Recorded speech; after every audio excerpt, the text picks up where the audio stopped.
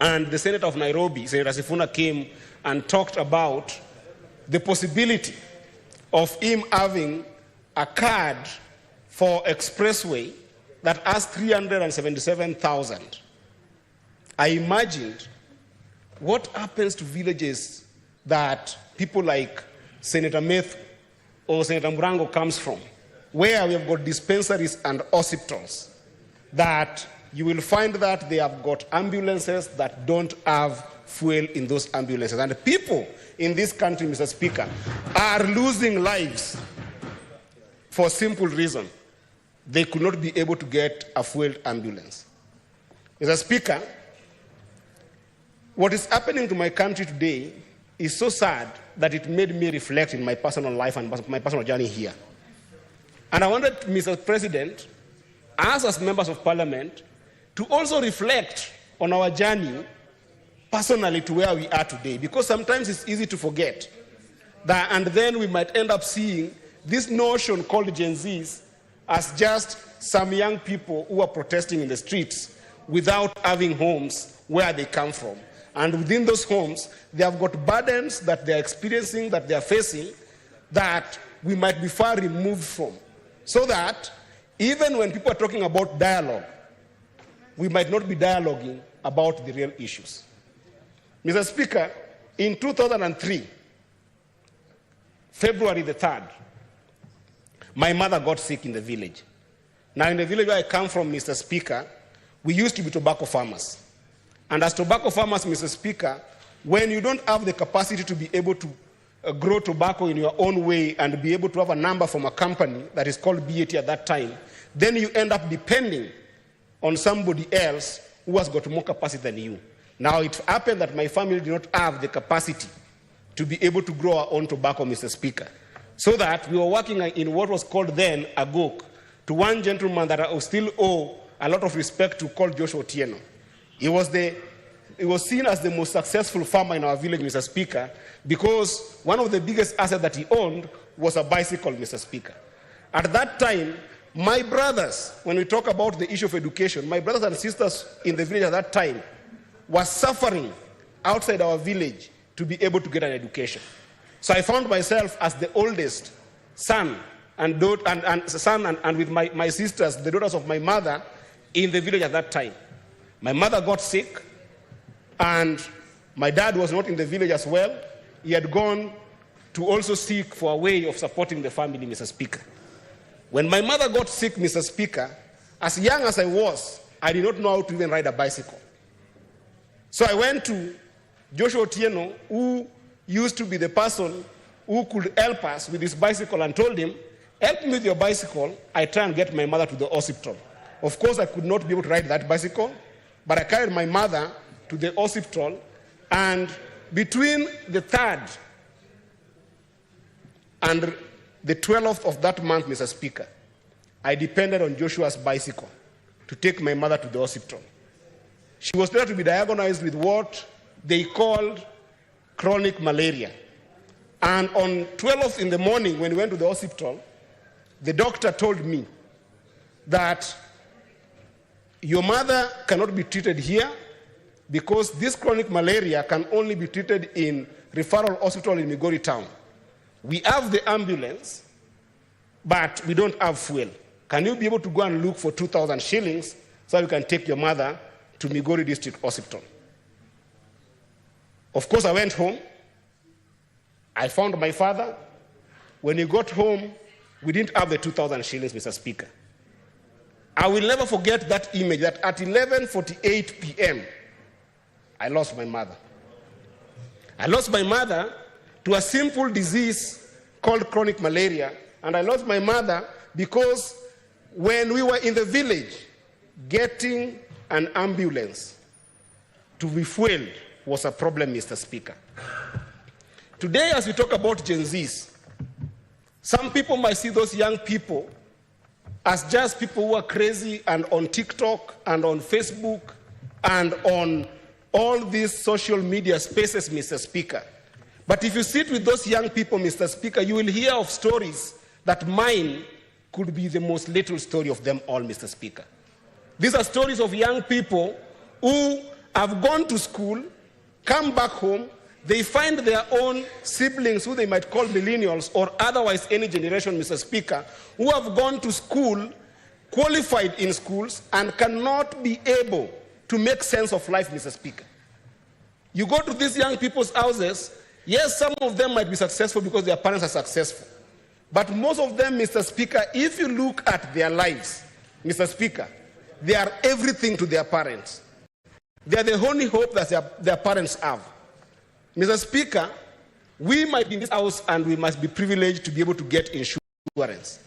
But for some of these young people, they are the insurance for their parents.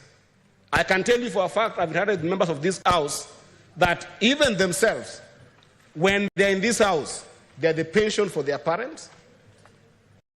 Their parents did not have anywhere they could be able to build. They are the insurance when their parents are sick. They send their parents medicine at home.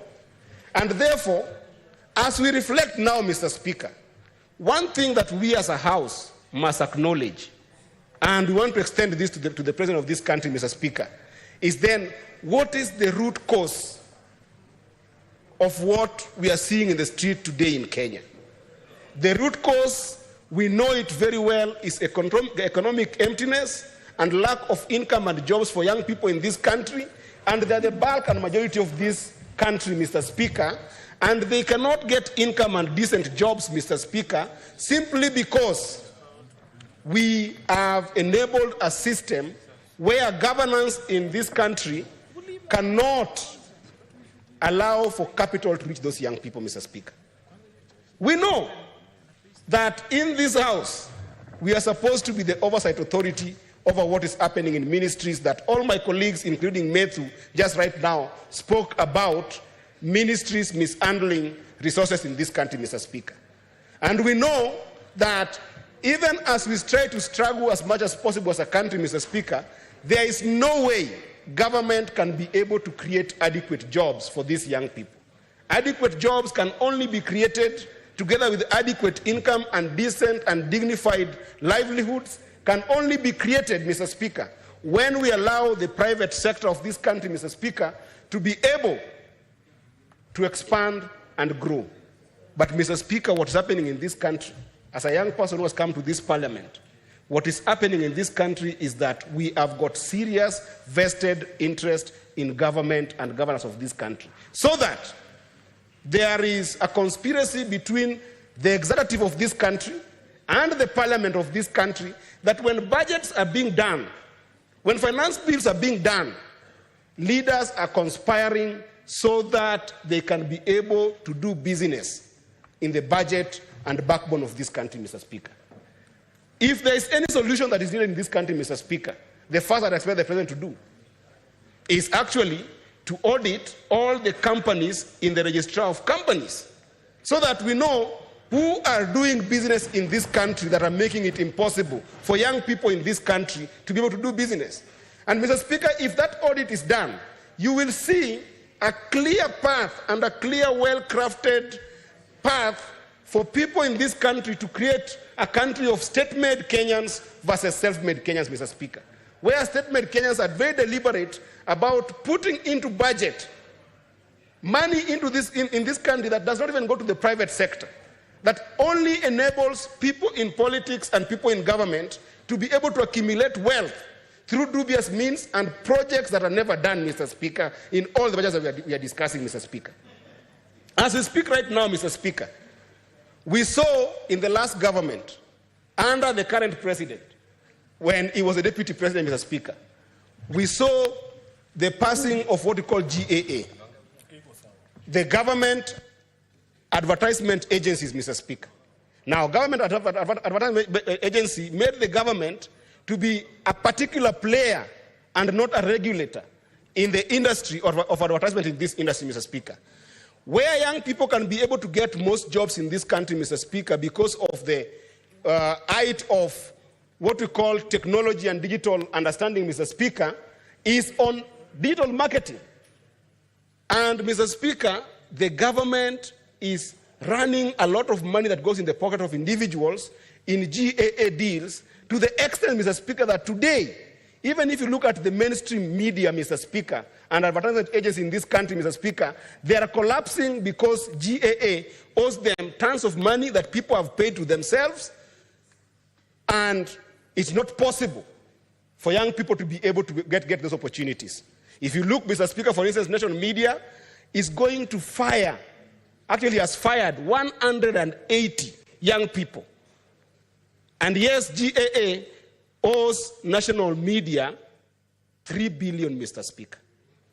If you look at Standard, Mr. Speaker, where young people have been nurtured to the extent that they can be elite digital advertisers, Mr. Speaker, you will find that in Standard, for the last almost 7 months, Mr. Speaker, I've got young people there, they interview us every day. If you go to Vibes Radio, they interview us. If you go to Spice FM, young people there interview us. If you go to the mainstream TV station, young people interview us, Mr. Speaker. For 7 months, they have not even been paid 5,000 shillings, Mr. Speaker, because they go without money because GAA owes the money that has been paid under the watch of Parliament and under the watch of the entire cabinet, Mr. Speaker. I can go on and show you about 2 billion that you see GAA owing the entire media space where young people and creatives should be excelling, Mr. Speaker. Yesterday, Mr. Speaker, my heart was pouring out because I saw interns sleeping outside Afia House, Mr. Speaker. In this house, we have enabled the passing of chief in this house, Mr. Speaker. And if you look at the way NHIF used to work, Mr. Speaker, you can see how Parliament and the Cabinet have conspired against Kenyans, Mr. Speaker, to do businesses. You know very well that when we did have the national, the NHIF that was working, Mr. Speaker, it used to be that money would be collected from the public. NHIF would then go and have a department that makes payments for all Kenyans when they are sick. That even necessitated the fact that NHIF had to have a system of clearing those payments, Mr. Speaker. And yet, in these 2 houses, Mr. Speaker, of Parliament, we passed chief. How is chief operating, Mr. Speaker? Where NHIF used to have 24 billion that was saved, Mr. Speaker, to the extent that they could be able to buy T-bills so that when they don't collect money, they could be able to pay for people in this country, Mr. Speaker. Today, that entire 24 billion is missing, Mr. Speaker. And to the extent that we know very well, and I hope the Senator of Marsabit is here, that chief was forced to go and procure a system that they don't need because they procured services of a private entity to be able to offer insurance. Chief still went and spent 10 billion to procure a system that they don't need, that failed when it was stated in Marsabit, Mr. Speaker. This is a matter of public knowledge. And all these are deals and businesses, so that even Parliament has become a place of not bill-making, but deal-making, Mr. Speaker. So we must face these challenges as a people, Mr. Speaker. And one thing that the President must be able to confront, Mr. Speaker, is that this vested interest in government must stop and allow for private sector to be able to create jobs that are decent for our young people, because government will just never be able to create enough jobs. And this is confronting the President of the nation, that because of the magnitude of the crisis that we are seeing today, Mr. Speaker, the response must also be the same. It goes without saying that in physics, they say that one action must have an equal reaction to it, Mr. Speaker. It cannot be that we are going to talk about just dialogues for the sake of dialogue, Mr. Speaker. This dialogue must be on specific issues that are denying young people economic opportunities in this country, so that those issues are sorted for once and for all. And at the heart of those issues, Mr. Speaker, is the ministers or cabinet secretaries that we have in this country today. Mr. Speaker, the President must confront this reality that either you die with these few individuals or you die with the entire country. It must matter to the President to be able to give young people an explanation. Why is it so difficult, at least in areas where ministers who are extremely known in the country to have done economic crimes to leave cabinet, Mr. Speaker? Mr. Speaker, what is there, Mr. Speaker, to explain to the country why the CS of Agriculture must continue being a CS, Mr. Speaker? And Mr. Speaker, this must come all the way to the House so that the issue you have been fighting in this House on separation of powers, whereby we need Parliament to be able to play an oversight role and have a proper autonomous and independence operation between it and the executive, must also happen, Mr. Speaker. And one of the radical ways that the President can be able to help this country is to rethink the entire leadership of the National Assembly in particular, Mr. Speaker. Because the National Assembly under our Constitution has got all powers to deal with money bills, Mr. Speaker. And that is why it becomes very easy for the National Assembly to be able to mix personal interest and public interest, Mr. Speaker. I have checked at the quality of leadership in this House, Mr. Speaker. If you look at Senior Senator Boni Alwale, Mr. Speaker, as the majority whip in this House, Mr. Speaker, at what point do you compare Senior Boni Alwale with Honorable Osoro in the National Assembly, where Honorable Osoro is going to look at issues of budget and finance bills in this country, Mr. Speaker? When you look at our majority leader here, Mr. Speaker, the gentleman called Arun Cheriot, who has actually brought this bill, Mr. Speaker, the depth and the passion for the country, Mr. Speaker, at what point do you compare Arun Cheriot with Kimani Ichung'wah in National Assembly and then say that we're going to sober assembly, Mr. Speaker? When you look at people like Deputy Majority Leader, Mr. Speaker, Senator Tabitha Keroche, a lady of valor and towering spirit of entrepreneurship, Mr. Speaker, who has run serious business and we have seen in this country, Mr. Speaker. At what point, Mr. Speaker, do you compare? I'm even lost of words, Mr. Speaker. I'm lost of words, Mr. Speaker. The President must confront this reality. We must see as young people a shake-up in National Assembly that has basically enabled 100% of the problem of not listening to the young people of this country, Mr. Speaker. And we must see that shake also, Mr. Speaker, in the 2 minutes to wind up your thoughts. Mr. Speaker, as I wind up, I also want to invite Gen Zs to a conversation that we are a constitutional democracy. The country must run. The country must be governed. Do not be tempted that in the fruit of this wonderful movement that you have had, then you get compromised in traditional politics where people can end up hijacking this kind of movements for popularity's sake and make it either tribal or just pure popularity, Mr. Speaker. I've seen you vilify the president alone, but you should know that under our Constitution, we have got the presidency. The president is not the only person who is liable. Even the deputy president is liable and must also be called to order, Mr. Speaker. It is the deputy president of this country who first saw the people of this country not as people, but as goods and services, Mr. Speaker. He saw the people of this country as commodities and made us a country that was made to be believed to be a company, not a country, Mr. Speaker. And he saw us as Rabuon, Mr. Speaker. He saw us as Mogoka. He saw us as Waru. He saw us as Omena, Mr. Speaker. And now, the commodities are speaking. He must know. The commodities are speaking. The Rabuon have started speaking. The Omena have started speaking.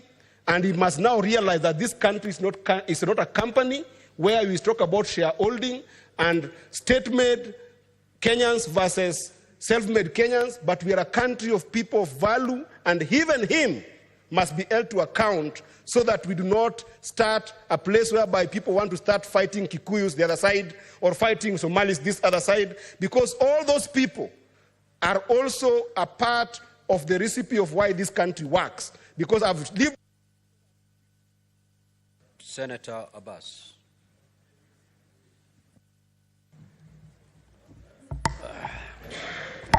Thank you, Honourable Speaker.